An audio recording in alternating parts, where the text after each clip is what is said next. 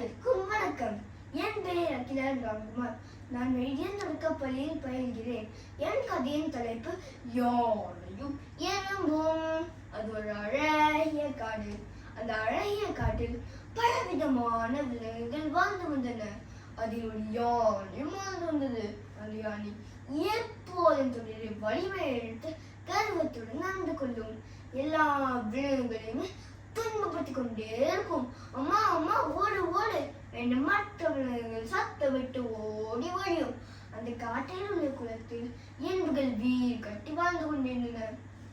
எறும்புகள் அனைவரும் உணவு சேகரித்துக் கொண்டு விழுந்தன. அங்கே வந்த யானை, எறும்புகளே, என்ன செய்து கொண்டிருக்கிறீர்கள் என்று கேட்டது. அதற்கு எறும்பு,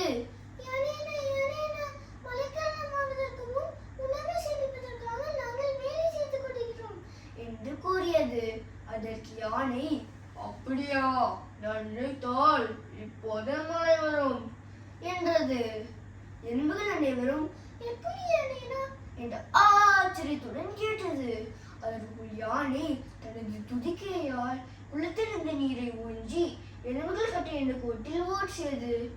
எறும்புகள் அனைவரும்,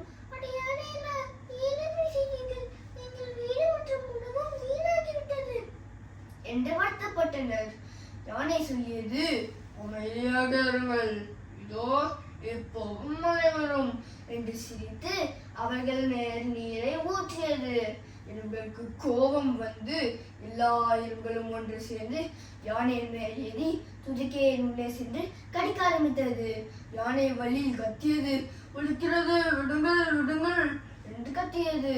மன்னித்து விடுங்கள் மன்னித்து விடுங்கள் என்று அலறியது.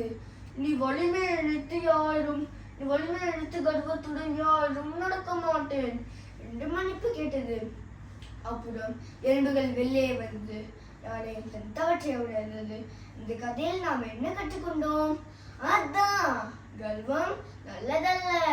யாரையும் உருவத்தை வைத்து குறைவாக எடை போடக்கூடாது.